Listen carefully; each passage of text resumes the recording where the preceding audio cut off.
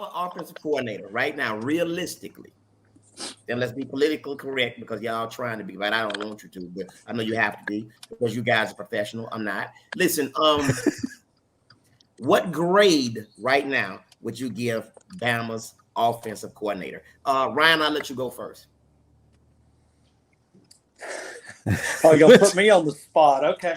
Well, I spoke with him a couple of weeks ago after the Mississippi State, and I'll be honest with you what he told me, and this was his words, not mine. He said we're a good team, not a great team, and I'd probably get in trouble because we're not even supposed to be talking to coordinators. But he was walking out of the stadium, I was walking out of the press room, struck up a little conversation with him. Listen, I'm a Heisman voter. When I look at Bryce Young. Guys, no offense to anybody that's because I watched all you guys here in Tuscaloosa. Bryce Young is going to walk out of here as one of the all-time greats. He's simply amazing. I feel like, and I'm already starting to have this fear with this team. If he walks out of here not winning a national title as a starting quarterback, the disappointment that it would be. And I know the standard. I mean, you guys call the Bama Standard is winning a national title, and unfortunately, that's just what it is. Ryan, you're sidestepping the question. Answer. I know I am. Ryan, you got better moves than me, Trent, both put together, man. Look, I'm sweating. I'm sweating because I don't want you to give the answer. I asked nothing about the players. I said, I'm talking about to this point, what grade would you give our offensive coordinator? What grade? B minus, C plus. Because okay. Well, you know what? Okay. I'm going to write down. You said B minus, C plus, and that equates to a D because I get them all the time. All right. Go ahead, Marvin. Thank you. I would give him a C minus because as a defensive player, I would love to play against somebody like him because I already know your running back is the focal point of your offense. All I'm gonna run is a 2-man spy against you, and as long as we gonna take him away, and you're gonna have to beat us with somebody else. That's easy. So you said you give him a C. C minus. Okay. For predictability. That's an F because I like to spice things up. I don't really get into the coaching and grading because I always put so much up on the player. Like it's the player responsibility to make the coaches look good. So hold on, Steve. Hold on, Steve. If I was there with you right now, I'll fight you. You're with Hold on, Steve. But Bo, if you were at running back and I knew that you were the only option, I'm gonna go tackle you every play. So how's that gonna make you look if you know this man coming to tackle me every play because he know what we doing already? Marvin, let me answer this, bro. Alabama running backs, we cut different. It don't matter what coach matter. We gonna show up and we take over the whole show. Exactly. That's how Gibbs is just learning because he ain't been with us long enough. But like if he was there, if he was come back next year, just say if he was, somehow he'd be touching the ball all the time because that's how all of us are. You can always tell when the Bama men show up. You're not gonna say Bo like that. Bo, what's your grade? I just told you my grade. So Bo, that's your grade and you're sticking to it. Yeah. So listen, y'all gotta realize, like, I did look, and I get both sides of what y'all saying. Y'all looking from being a fan and looking from the outside in. But Bo mind is set on if I'm getting this ball and I know this play. First of all, I already see the play before it happened. That's a running back a great running back mindset anyway. Like I see this play happening before it happens. And if something don't happen like it's supposed to, okay, we adjust on the run, adjust on the move.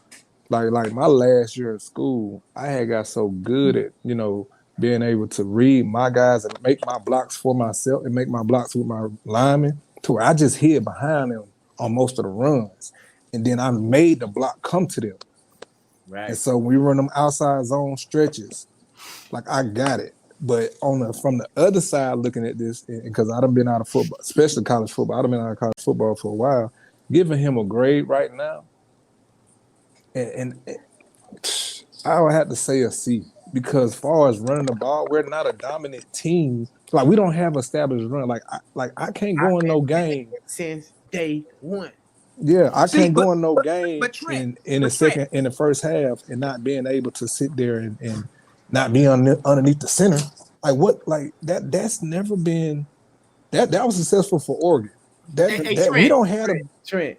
Hey Trent, you third in inches and you go to a shotgun and you got all them damn good running backs. You got a Shaun Alexander, a Trent Richardson, a Bo Scarbrough. You third in inches and you go to a shotgun and trying to throw the ball. Come on, man. But that's my whole point, Steve. Like Trent said, they all looking at it from a running back's perspective. I'm giving it to you from a middle linebacker's perspective. If I know what you're doing and you that predictable, you're making my job easy. That's my whole argument. But I'm looking at it job easy. Listen, I'm looking at it from a all around football perspective. Do y'all listen? I coached Little League 7 years in a row. I know what I'm talking about. You say you coach Little League? You're not going. Yes, and I won 4 straight championships. Listen, only Little League coach to ever get fired mid-season. Yeah. He's a Brian Harsin.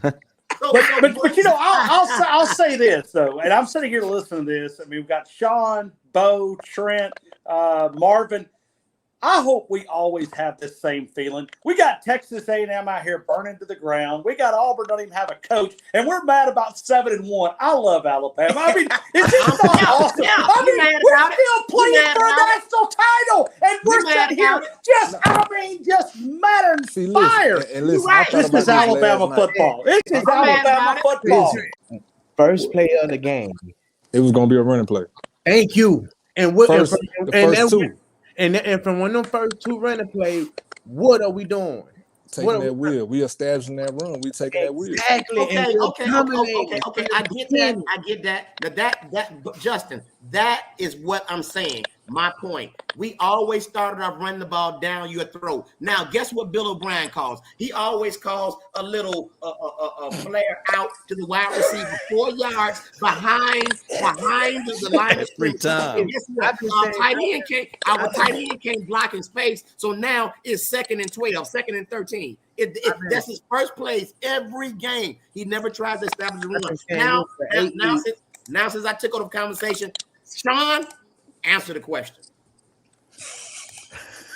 He's on mute still. I already told you. It does not matter to a running back who the offensive coordinator is. He's going to make a play.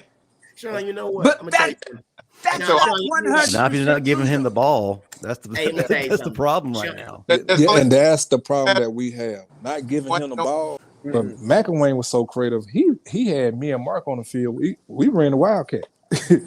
I would come in motion on the street. Black genius. Or like even in the championship game, like I was at quarterback. Well, Upchurch he'll come in motion, or Julio come in motion. Like he had like Matt was a genius with it. He learned how to use all his players and not just one.